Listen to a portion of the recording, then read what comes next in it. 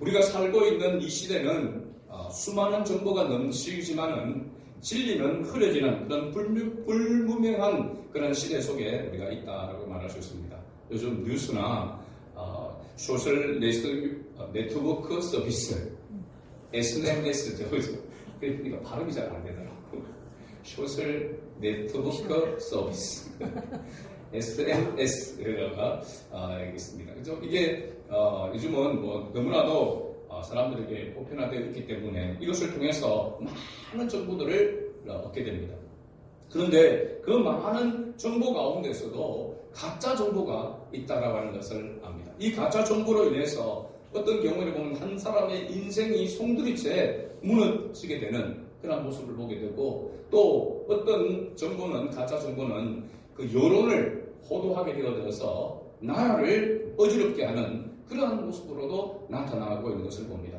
그래서 가짜 뉴스라는 것이 뒤늦게 이게 발견되어지고 그것이 드러나게 되어져도 이미 상처를 많이 받게 되어지게 되고, 그 정보를 통한 당사자나 그 조직은 엄청난 심각한 타격을 받게 되는 것을 봅니다. 그러므로 문제는 많은 정보가 아니라 분별의 부재라고 하는 사실입니다.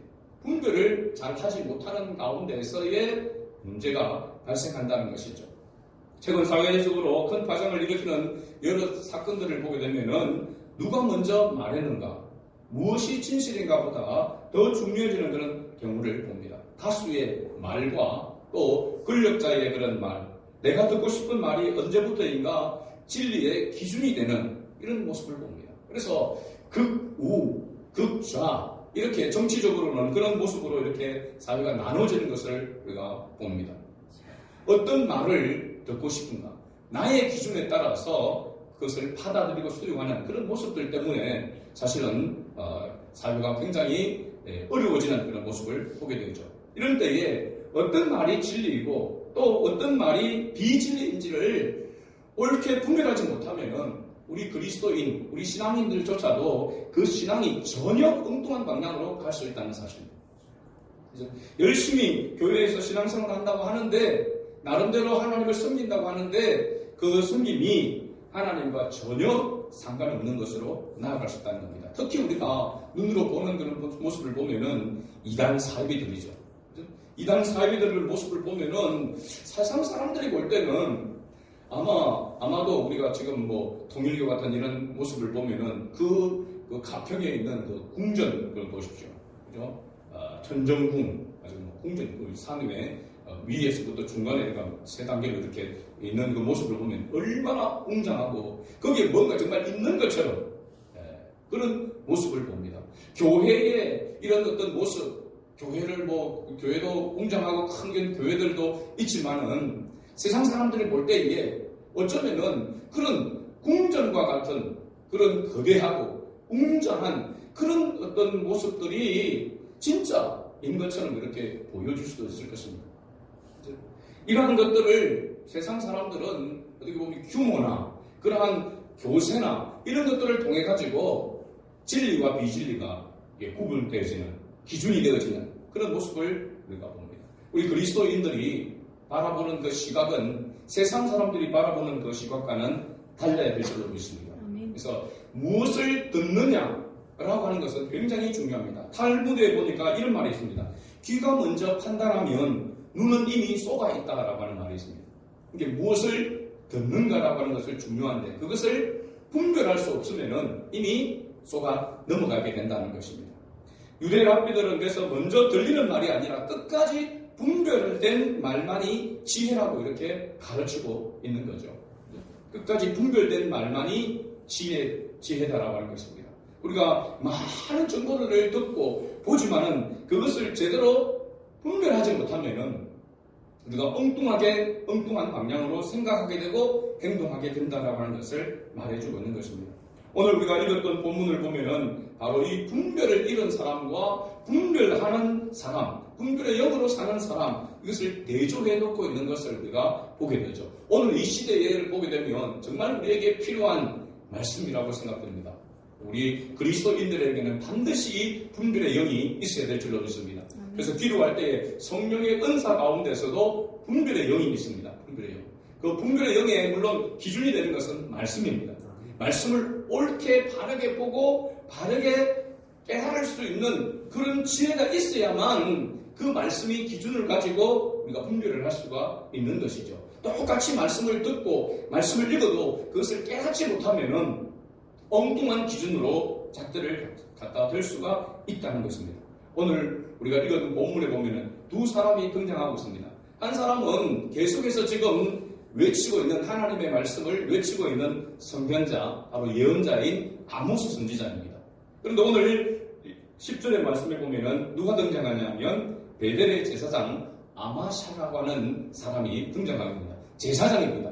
아마도 레위 계통의 제사장들 가운데서 대표적인 제사장이 바로 이 아마사라고 이렇게 성경은 이야기를 하고 있습니다. 이 아마사라고 하는 사람이 아모스 선지자의 말을 듣고 오늘 여로보암 왕에게, 여기 여로보암은 여로보암 1세가 아니고 2세를 말하고 있습니다. 그 여로보암에게 가서 이렇게 말하고 있는 것을 보는데, 그러면 이 아마사라고 하는 이 제사장이 무엇을 듣고 이 여로보암 왕에게 가서 말하고 있는가? 그것은 바로 우리가 조금 그 전에 1절부터 시작해서 9절에 있는 그 말씀을 이야기를 우리가 다시 생각해 보아야 됩니다. 우리 1절부터 9절까지 보면은 아모스 선지자가 세 가지 환상을 이렇게 보았습니다. 이스라엘에 대하여서 첫째 환상은 뭐였죠? 메뚜기, 황충이라고 하는 메뚜기 환상입니다. 그 메뚜기 환상. 두 번째는 불입니다. 불. 사실 불인데 이 불은 무엇을 상징하고 있느냐 하면은 가뭄을 이야기하고 있습니다. 가뭄. 그러니까 가뭄이 심하게 되면은 뭐 한다고 합니까? 모든 것이 타 들어간다라고 이렇게 이야기를 하고 있는 거죠. 그 다음에 세 번째는 뭐였죠? 다림줄이었습니다. 다림줄은 뭐하는 데 사용되는 도구였죠? 건축에 있어서 다림줄, 줄과 선과 이 높이 이런 것들을 측량하는 그러한 도구라고 했습니다. 이 측량하는 도구를 어디에다 갖다 댔냐 하면은 바로 사마리아 성을 말하고 있는 것입니다. 북이스라엘의 수도가 사마리아 성이잖아요. 그 사마리아 성이 얼마나 견고하게 지어졌는가라고 하는 것을 사실 이야기합니다. 다림줄로 정확하게 측량을 해서 세워진 견고한 사마리아 성이 뭐하게 될 것이다? 무너지게 될 것이다 라고 이렇게 말하고 있는데, 이 세 가지 환상을 대하여서 예언을 아모스 선지자가 이스라엘에 대하여 외친 것입니다. 그런데 이 말을 듣고 이 아모스 선지자의 이 말을 들은 아마사 이 베델의 제사장이 그 당시 왕인 여로보암 2세에게 가서 이렇게 이야기한 것입니다. 오늘 우리가 읽었던 바로 10절 두 번째 줄에 가서 보면은 이스라엘의 왕 여로보암에게 보내어 이르되, 그 다음 뒤에 같이 읽어봅니다. 이스라엘 족속 중에 아모스가 왕을 모반하나니 그 모든 말을 이 땅이 견딜 수 없나이다. 자, 왕을 모반한다고 했습니다. 지금 아모스 선지자가 그 보았던 환상에 대하여서, 그럼 이 이스라엘이 멸망을 당한다는 거잖아요. 완전히 무너지고 멸망을 당한다는데, 이 예언의 말씀을 들은 아마사라고 하는 이 제사장이, 모든 제사장들의 대표가 되는 이 제사장이 이것은 왕을 모반하는 소리다 라고 그렇게 이야기를 하는 것입니다. 모반한다라고 하는 말은 영무를 일으킨다는 거죠. 쿠데타를 일으킨다는 것을 말하고 있습니다. 이것을 지금 왕에게 보고하고 있는데, 아모스 선지자가 말하고 있는 이 말은 이 땅이, 이스라엘이 견딜 수 없나이다, 받아들일 수 없는 말입니다 라고 그렇게 이야기를 하고 있는 것입니다. 왜냐하면 우리가 잘 알듯이 이 베델의 제사장 아마사의 이 말이 어떻게 보면은 아모스 선지자가 말한 이 말, 예언에 대하여서 그 당시 왕을 비롯해서 백성들과 특히 제사장들은, 레위족 속인 이 제사장들을 비롯해서 모두가 사실은 받아들이기가 어려운 그런 말입니다. 그런 예언이란 말이죠. 왜 그렇습니까? 지금 그들이 먹고 살기 힘들고 나라가 뭐 어떤 지배를 받고 그런 힘든 상황 가운데서 우리가 도저히 스스로는 아무것도 할 수 없는 그런 상황이 같으면은 이 말이 어느 정도 설득력이 있는데, 지금 그들은 그 어느 때보다도 그죠? 북이스라엘의 그 역사 가운데서 주흥기에 있단 말이죠. 정치적으로, 경제적으로, 군사적으로 모든 것이 풍요한 그런 지금 때에 있단 말이죠. 그런데 이런 나라가 망하게 될 것이다. 그죠? 그리고 이렇게 견고하게 세워져 있는 사마리아 성이 무너지게 될 것이다. 라고 이야기하고 있는 것은 이건 모반이다. 대역죄인이다. 그 말이다. 라고 그렇게 이야기를 하고 있는 것입니다. 그러니까 백성을 비롯해서 왕까지 모두가 받아들이기 어려운 그런 말을 지금 아모스 선지자가 한 것입니다. 그래서 이 아마사, 제사장 아마사가 이건 왕을 모발하는 말이다 라고 그렇게 보고를 여로보암 2세 왕에게 한 것입니다. 탈무드에 보면은 이런 이야기가 있습니다. 한 마을의 파수꾼에 대한 이야기, 우리가 잘 아는 이야기인데요. 밤에 불이 나는 것을 보고 파수꾼이 종을 쳤지만은 사람들은 그 종소리가 시끄러워서 화를 냈습니다.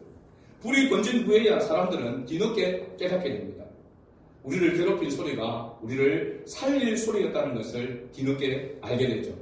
아모스 선지자가 예언한 이 예언은 지금 당장은 아니지만 이후에 바로 이스라엘이 멸망하게 될 것이라고 하는 경고의 소리다라고 하는 것을 그 당시에 제사장을 비롯해서 백성들과 왕들은 분별하지 못했다는 사실입니다. 그러니까 사실 오늘 우리 시대와 너무나도 흡사합니다.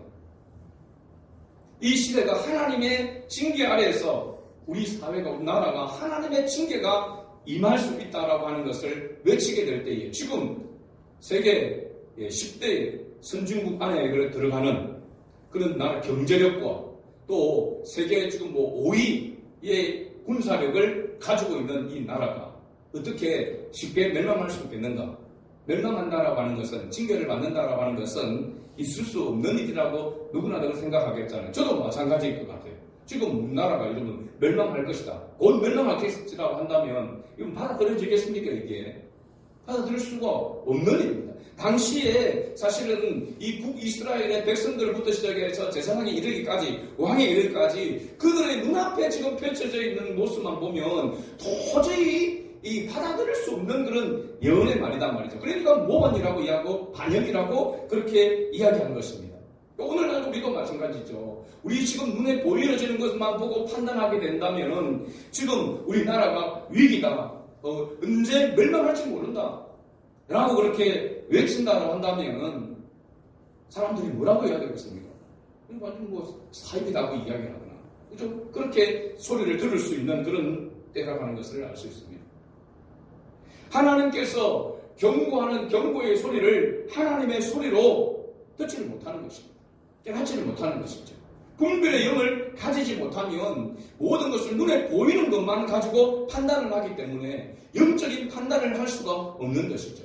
그래서 분별의 영은 바로 하나님의 뜻을 바르게 분별할 수 있는 그런 지혜를 말하고 있는데, 이것은 하나님의 음성에 계속해서 귀를 기울이는 사람이 가지고 있는 것입니다. 하나님의 음성에 귀를 기울이지 않으면 하나님의 말씀을 가지고 그 말씀의 기준으로 세상을 바라보는 영적인 그런 눈이 닫혀져 있으면 볼 수가 없다는 겁니다. 분별할 수가 없다는 것이죠. 아무 문제가 없다. 좀 그냥 다 이렇게 살아가고 있으니까 여기에서 얼마나 잘 적응하고 어떻게 이 사회 속에서 내가 많은 것을 더 차지하고 더 누릴 것인가, 거기에 대한 생각만을 몰두하게 되어지죠. 그래서 어떻게 하면 더 많은 물질을 모으고 어떻게 많은 그런 것들을 내가 차지해서 나의 만족을 누리면서 살아갈 것인가, 여기에 모든 초점을 맞출 수밖에 없단 말이죠. 여러분 그렇잖아요. 지금 사회가, 그죠? 어디에다 초점이 맞춰져 있습니까?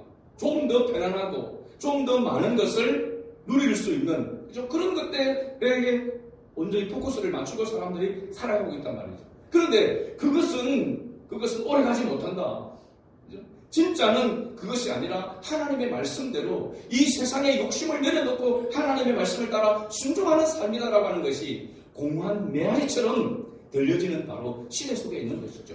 그러기에 지금 아모스 선지자의 이 외침을 듣고도 제사장을 비롯해서 모든 백성들이 그거는 모방하는 소리다, 반역하는 소리다, 들을 가치도 없다라고 이렇게 생각한 것이죠. 그래서 이 아마사 제사장이 아모스 선지자를 향하여 뭐라고 말하고 있느냐면 오늘 우리가 말씀 가운데 뒤에 보면은 12절 보면 아마사가 또 아모스에게 이르되 선견자여 너는 유대 땅으로 도망하여 가서 거기에서나 떡을 먹으며 거기에서나 예언하고 다시는 베들에서 예언하지 말라라고 이렇게 이야기합니다. 이건 상당히 순화된 번역입니다. 원래 그 번역 현대인의 성경에서 보게 되면 이 번역을 조금 더 원문에 가깝게 이렇게 번역된 그게 뭐냐면은 너희 집으로 가라. 우리가 요즘 미국도 마찬가지고 우리나라도 마찬가지고 우리나라 사람이 아닌 외국인들 들어와서 문제를 일으킬 때에 그들에게 하는 말 Go home! 너희 집으로 가라. 미국도 마찬가지고 지금 그런 모습이잖아요. 그죠?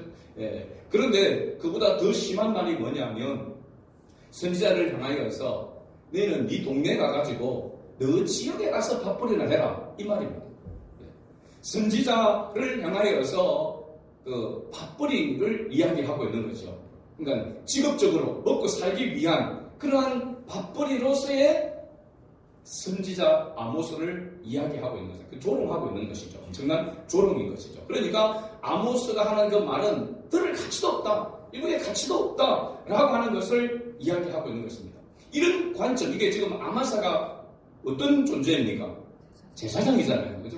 그 당시 베델은 보면은 상징적인 그런 제사를 하나님 앞에 드리는 그런 곳이잖아요. 거기에 제사장의 대표가 되는 제사장이 이와 같이 이야기를 했다라고 하는 것은 그가 얼마나 세속화되었는가를 보여주고 있는 것입니다. 자기가 지금 제사장으로서 하는 그 일이 어떤 일이라고 말하고 있는 겁니까? 밥벌이라고 이야기를 하고 있는 거죠. 목회자들도 마찬가지입니다. 직업적인 목회자, 아니면 사명감을 가지고 사역하는 목회자, 두 부류로 이렇게 나눌 수 있습니다. 근데 이게 사실 모호하잖아요. 평상시에는 모릅니다. 사실은 이게 직업적인 목회자인지 아니면 사명을 가지고 목회를 하는 사역자인지 잘 몰라요. 구분하기가 쉽지 않습니다. 어느 때에 구분이 될까요? 어려움이 닥칠 때에 구분이 되는 것입니다. 어려움이 닥칠 때에, 그죠? 그때에 밥벌이를 하는 목회자라고 한다면은 그 밥벌이를 위해서 가게 되죠. 사실 저도 어려움을 당할 때 그런 생각들이 문득 들 때가 있습니다. 그죠? 조금만 하나님의 중심으로 생각하지 않고 하나님이 나를 부르신 그 부름을 생각하지 않으면은 먹고 살기 위한 것이라고 한다면 내가 이거 아니고 내가 못 먹고 살았어? 라고 하는 생각이 들면은 다른 방향으로 나가고자 하는 그런 생각이 문득문득 든단 말이죠.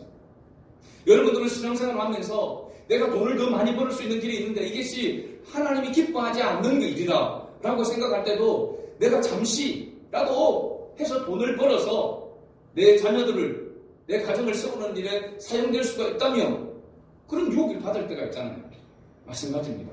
하나님의 부르심에 대하여서 생각하고 기준으로 생각하지 않으면은 밥벌이로 생각할 수 있단 말이에요. 먹고 사는 문제로만 생각한단 말이에요. 신앙생활도 교회를 나와서 예배드리고 신앙생활 하는 것도 잘 먹고 살기 위해서 내 힘으로 안 되는 걸 하나님의 능력을 힘입어서 좀 더 나은 삶을 살아가기 위해서 이것이 바로 목적이 되고 목표가 되는 사람은 진정한 하나님을 위하여 사는 사람이 아닌 것이죠.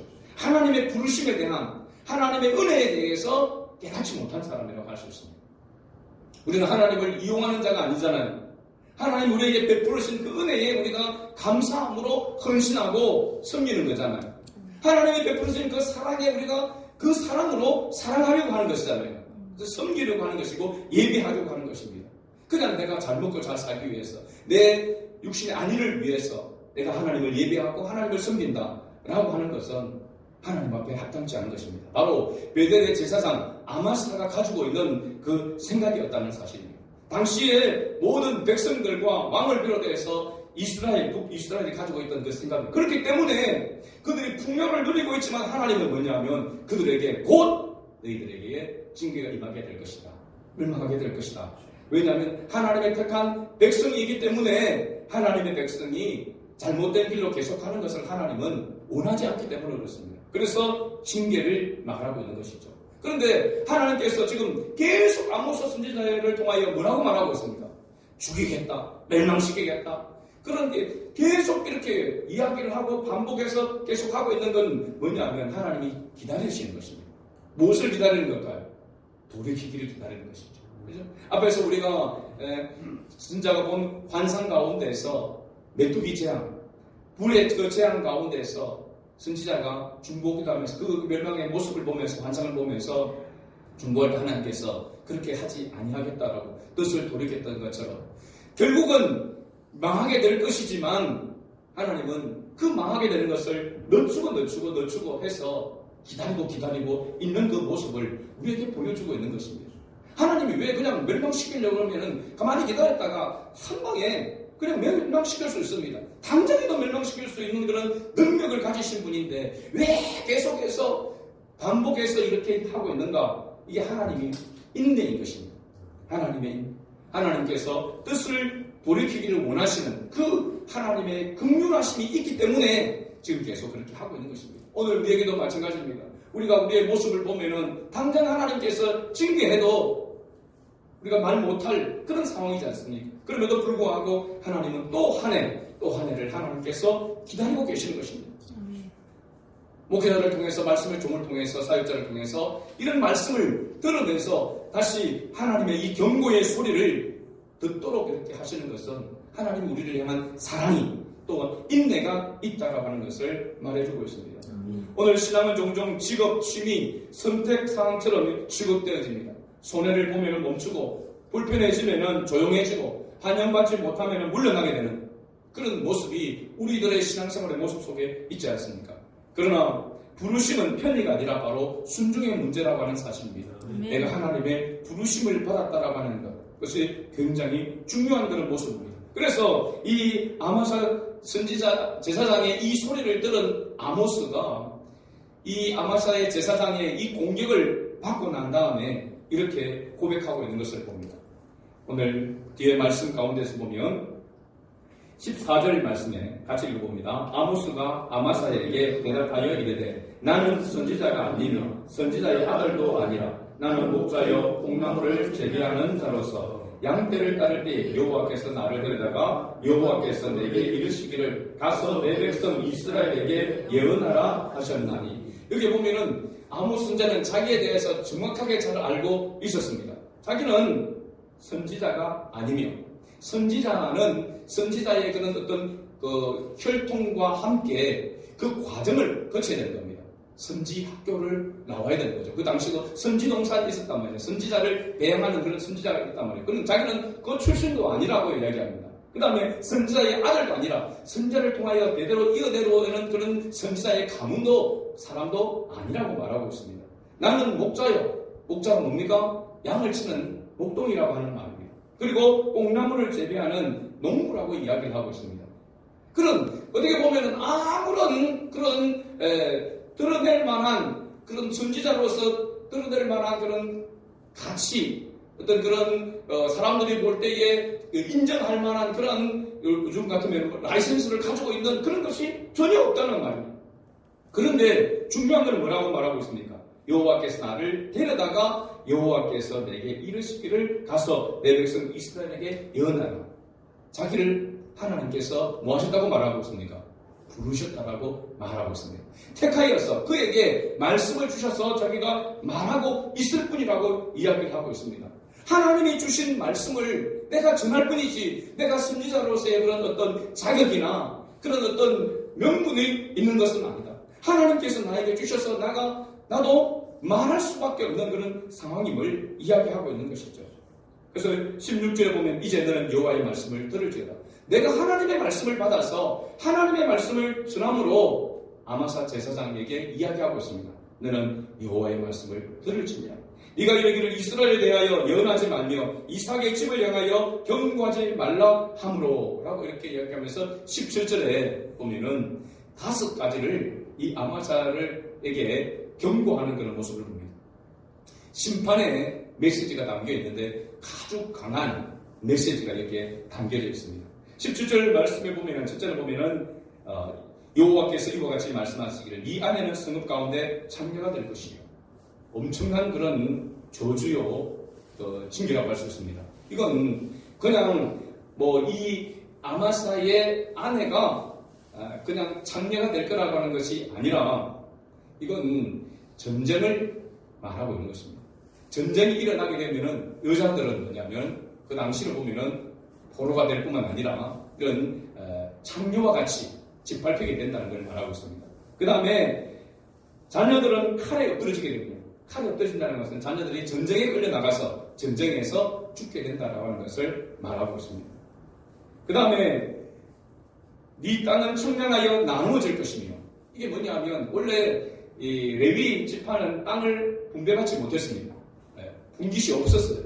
그런데 이 아마샤 제사장은 땅을 가지고 있었다라고 하는 것은 그만큼 뭐였다는 겁니까? 세속화되었다라고 하는 것을 말하고 있습니다. 제사장이 가지고 있지 말아야 될 것을 소유하고 있었다는 것입니다. 근데 그것을 빼앗아서 청량해서 나누어질 것이라고 말하고 있습니다. 그 다음에 너는 더러운 땅에서 죽을 것이요. 이 더러운 땅은 뭐냐면 이방 땅을 말하고 있습니다. 이스라엘에게 있어서 더러운 것은 이방입니다. 하나님이 없는 땅, 하나님이 없는 사람들을 말하고 있는 것이죠. 그래서 마지막에 보면 이스라엘은 반드시 사로잡혀 그의 땅에서 떠나리라 하셨느니라. 이건 전쟁을 통하여서 이스라엘이 어떻게 처참하게 멸망하게 될 것이고 또 멸망할 뿐만 아니라 포로로 잡혀가게 될 것이다 라고 하는 것을 말하고 있는 것입니다. 그러니까 굉장히 비참한 멸망이 이르게 될 것이다 라고 하는 것을 말해주고 있죠. 전쟁을 통해서. 그러니까 전쟁이 가장 비참한 것입니다. 지금 여러분도 뭐 우크라이나도 마찬가지고 다른 지역에 전쟁이 일어나는 것을 보면은 제일 거기에서 고통당하는 사람들이 누굽니까? 여자들과 아이들입니다. 여자들과 아이들이 가장 고통을 당하게 되는 것을 봅니다. 전쟁이 참혹하고 비참하다라고 하는 것을 바로 보여주는 것이죠. 이와 마찬가지로 바로 북이스라엘이 이렇게 멸망하게 될 것이다. 그러니까 아마사 제사장 개인뿐만 아니라 나라 전체가 어떻게 비참하게 멸망하게 될 것인가라고 하는 것을 27절에 바로 그렇게 경고하고 있는 것을 봅니다. 이 메시지대로 사실은 북이스라엘은 이 아모스 선지자의 이 외침, 이 경고의 소리에 귀를 기울이지 못하고 분별하지 못함으로 결국은 주전 722년에 아수르 제국에 의해서 멸망을 당하게 됩니다. 멸망을 당하게 될 때 우리 성경을 보게 되면 이 아모스 선지자가 예언한 대로 그대로 이루어지는 것을 봅니다. 비참한 멸망이 되어지고 포로로 끌려가게 되어지고, 여러분 이 아수르는 포로 정책을 어떻게 했냐면은 다른 나라에서의 그 포로와 이동을 시켜서 포로를 이동시켜서 혼잡하게 만들었습니다. 그래서 사마리아 사람들을 신약에서도 뭐라고 했습니까? 개라고 했습니다. 개 취급을 한 거죠. 이미 혼혈이 되어져서 순수한 그 혈통을 잃어버렸음을 이야기하고 있습니다. 그래서 뒤에 후반부에 보면은 이제 유다인으로 나오잖아요. 유다는 이 바벨론이나 페르시아는 그 정책을 쓰지 않았거든요. 포로를 끌려가도 다시 포로로 돌려보내주고 거기에 혼합 정책을 쓰지 않았다. 그래서 혈통이 유다인으로 이렇게 해서의 혈통이 이어져 내려오도록 한 것을 우리가 볼 수 있습니다. 그러나 이 북이스라엘은 처참하게 혈통이 완전히 바뀌어지게 될 정도로 혼족이 되어지도록 이렇게 만들게 되어졌다는 사실입니다. 그것은 바로 제사장을 비롯하여서 모든 백성들, 왕들에 이르기까지 그들이 누리는 그 풍요의 눈이 멀어가지고 영적인 분별력을 가지고 하나님의 시각으로 세상을 바라보지 못하고 자신들을 바라보지 못하고 하나님을 바르게 섬기지 못한 그 결과가 이와 같이 비참한 모습으로 나타나게 된다는 것을 바로 보여주고 있는 것입니다. 오늘 우리에게도 이 말씀들은 거울이 되는 말씀입니다. 우리가 정말 이 땅을 살아가는 가운데서 눈앞에 보여지는 것을 쫓아가다가 영적인 그런 침체 가운데서 하나님과의 관계가 멀어져서 영적인 캄캄한 어둠 가운데서 비참하게 그렇게 살아가는 그 모습이 바로 이와 같은 모습을 우리에게 미리 보여주고 있는 것입니다. 오늘 말씀은 오늘 살아가는 우리 그리스도인에게 아주 중요한 교훈의 메시지를 줍니다. 첫째는 시대를 분별할 수 있는 지혜가 필요하다는 것을 우리에게 말합니다. 시대를 분별하려면 눈앞에 보이는 것만으로 생각하면 안 된다고 말씀했습니다. 그리스도인들은 모든 것을 영적으로 볼 수 있는 지혜가 필요합니다. 영적으로 본다는 것은 말씀을 기준으로 본다는 거고 생각한다는 것입니다. 두 번째, 분별의 영은 하나님의 부르심의 근원을 안다는 것입니다. 분별의 영은 내가 누구로부터 왔어, 내가 어떤 존재인가라고 하는 것을 아는 것에서부터 하나님의 말씀의 기준을 가지고 분별하게 되는 것입니다. 내가 어떤 존재인지, 내가 누구로부터 부름을 받은지, 내가 어디에 소속되어 있는지를 깨닫지 못하면은 하나님의 말씀을 기울에 기울이지 않을 뿐만 아니라 그 말씀으로 세상을 보는 기준으로 삼지를 않는다는 사실입니다. 그래서 이 아모스 선지자도 비록 볼품없는 농부에 불과하지만 그가 하나님의 부르심을 받아서 하나님의 말씀을 받았기 때문에 하나님의 말씀을 외칠 수밖에 없는 것입니다. 생각해 보십시오.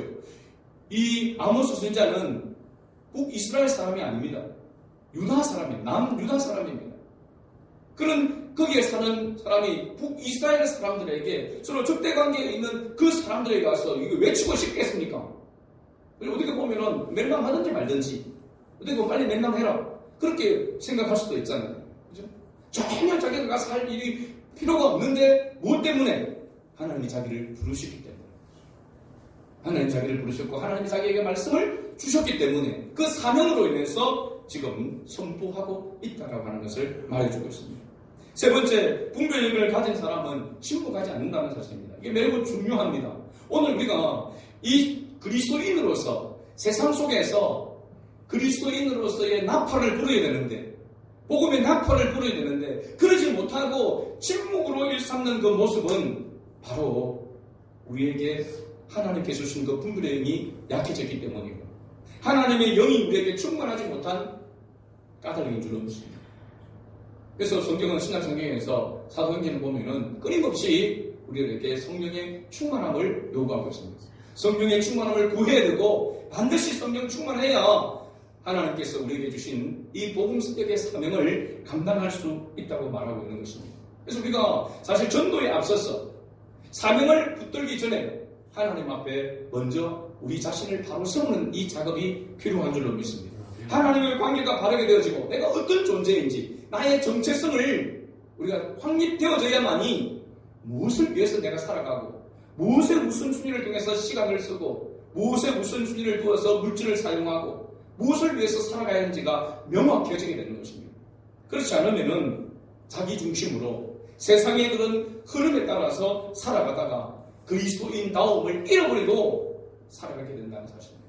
그래서 영적으로 비참한 가운데 머물게 될 수밖에 없다는 것을 우리에게 경고하고 있는 말씀입니다. 결론적으로 보면 지혜는 아는 것이 아니라 분별하여 행하는 것임을 우리에게 말씀해 주고 있습니다. 오늘 이 시대를 살아가는 저와 여러분은 아모스와 같은 영적 분별력이 필요한 줄로 믿습니다. 그것은 하나님의 부르심에 대한 확신이 있어야 되어지고 그 부르심에 하나님께서 나에게 무엇을 주셨는지 하나님의 말씀을 붙드는 그런 은혜가 있어야 될 줄로 믿습니다. 그래야만 하나님께서 우리에게 주신 이 사명을 감당하게 될 줄로 믿습니다. 저와 여러분 우리 모두가 사명자로서 사명을 붙들고 사명을 감당하는 그런 은혜가 있기를 주의 이름으로 축복합니다. 아멘.